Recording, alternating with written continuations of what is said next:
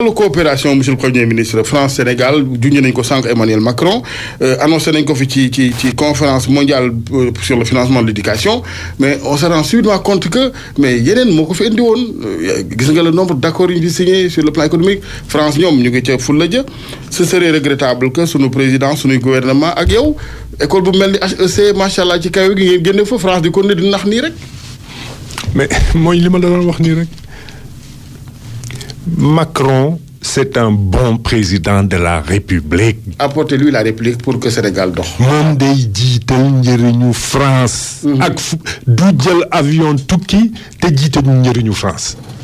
njëriñu France lay ñun ñag ñooy topp ci avion yi rek. te nag bu tukkee benn yoon ñun tukki nañu fukki yoon.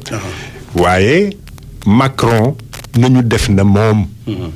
bu ñuy tukki di uti ji ay marché entreprise sénégalaise di uti ji même artisanat sénégalais nañ ko utal ay marché nañu loolu laa bëgg débat bi dem fa c'est-à-dire xam-xam bi nga xam ne ñun suñuy homme valeur am nañ ko ci réew mi muy génn débat bi mu gën a économique que politique.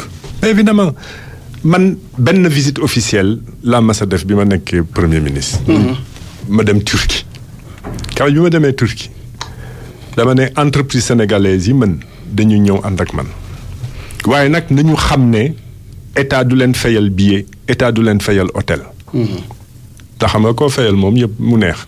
yaa ngi doxantu yaa ngi touriste. ñu ñëw am na lu ñu bëggoon am foofu ca Turquie. waaye mais mbir mi noonu lay demee. noonu la mën a demee. mais da ngay jiital l'aspect économique lan mooy amal njëriñ sama réew lan waaye tukki rek dem ca kii ñu motaar yi ñu réception ak yu ma xamul mais non nañu bàyyi loolu fola loolu ci fola. dafa fekk ne aussi xam nga yeneen réew yi dañuy toppee seen koppar ñun fii tamit wax ji mooy jib nii rek ñu naan ay crédits ay audité mais au finish parce que les Français les Américains seen avions yooyu boolaa ngay lakk kérosène ba di nga leen wax foo jëm. ah absolument absolument voilà. d'abord balaa sax ñu laaj la dafay transparent. maanaam dañuy xam ne diwkat lii la jaay ci lii. waaye fii lépp la ñuy làq. ba ca rapport inspecteur général d'État ñu ne moom ci boppam président de la République nee na am na wax na ko Jeune Afrique. en 2014 je crois. nee na mais rapport yi maa ngi ci teg sama loxo bu ma ko génnee woon musiba am luy wax boobu mooy ban ma. diw tooñ na Sénégal yëgal nañ la ko yow mii doon njiitu réew loo ciy teg sa loxo. Sénégal France kan mooy gagné kuy perte. ci wàllum coopération économique. ci wàllum coopération économique c'est la France c'est clair. c'est clair. très bien Sénégal Mauritanie également gis nañu li fi xew barki Demba Ndiaye un pêcheur sénégalais ñu fa descendre faat ko doo gisee initiative Macky Sall dem Nouakchott quand même foofu xanaa di nga ko nangul sax parce que depuis le début waxtaan bi gisuma nga nangul ko ay point de. bon benn le boo ko seetee sax ñun suñu parti. lépp lu jëm ci affaires étrangères. dañ koy moytu dinañ jël position. waaye am na solo nga bañ a gêner l'exécutif. ndax dafa di loo xam ne c'est délicat. lii xew nag dëgg la oote jàmm moom suñu diggante Sénégal ak diggante Mauritanie kenn mënul def leneen. c'est pas possible. dëgg la waaye am na loo xam ne mi ngi xew ci frontière maritime bi. war nañ ci ut ay matuwaay. te loolu mi ngi jiitu ci yow saa yoo déggee. ay déggale navire de garde-côte mauritanien waa ana navire de garde-côte sénégalais. frontière la ñii bu ñu nekkee fële. Sénégal nekk fii. bu boobaa waxuñu nag ñu taxaw ndax xeex non waaye suñu nappkat yi. aar suñuy doom. ak suñuy doom yi. bu ñu demee ba bëgg a jàll frontière bi. suñu garde-côte yi ne leen non. bu leen wees fii loolu am na solo.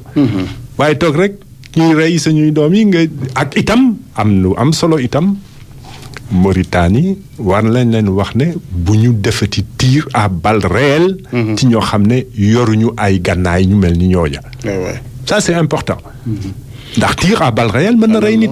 question bi sensible na trop. nag mais ñëw rek sàcc nga rek ma rey la wala même bu fekkee ne. jam ay lëg ak yooyu quand même. c'est excessif. kon loolu am na solo benn waxtaan. ndax jàmm am ñaar ñoom ñu bàyyi di tirer à balles réelles. ñett ñun ci suñu bopp li nga xam ne li Mauritanie mën na ko ñun ñu def ko mu bañ a doon di uti xaare waaye. mën a doon luy aar suñuy doom yi. na fekk nga am moyens yi tamit xëy na Mauritanie sax mën nañoo dabu ci ñoom ndax il paraît que seen géej dafa am ay ngëneel yu bari riche na. boo waxee yëfu moyen ma delloo la ca yëfu priorité.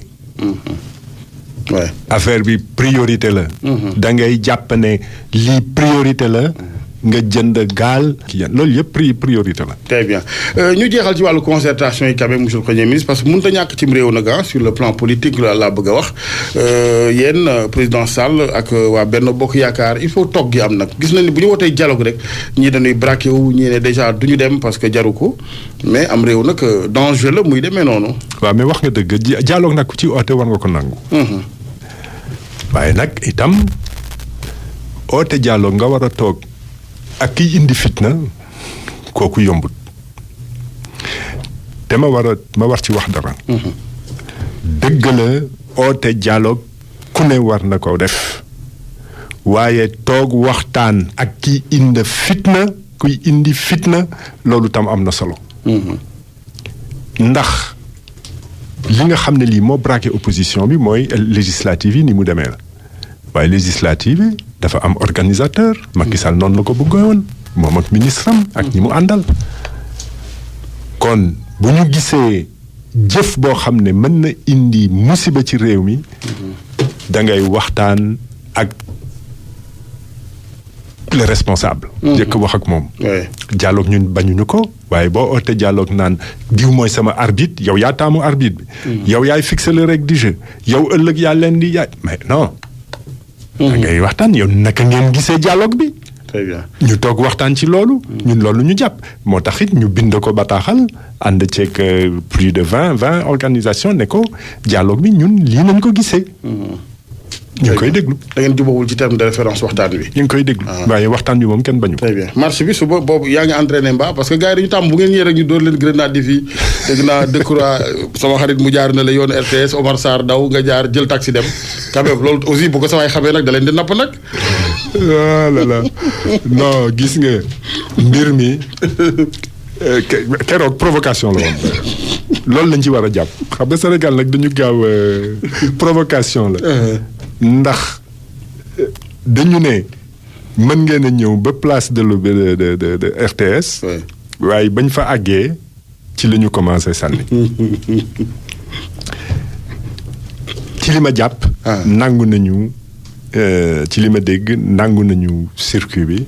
marche day doon marche pacifique. ok c'est pas de. boo wanee sa doole yaa ngi bañ. marche pacifique. marche pacifique ñëpp a ko war a nangu. waaye yaa ngi bañ ñu wane ne ñële bari na ba bari la Sénégalais yi ba bari na ñu àndul ak ni ngay doxalee.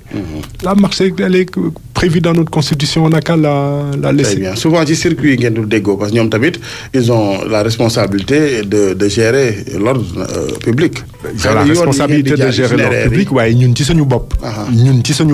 te loolu la yoon dogal ñoo war a contrôler suñu marche. te loolu dina am bu neexee yàlla. merci monsieur le premier ministre RFM mu ngi lay gërëm bu baax di la sant. mbokk yi ñu ngi leen di gërëm mu nekkoon seen émission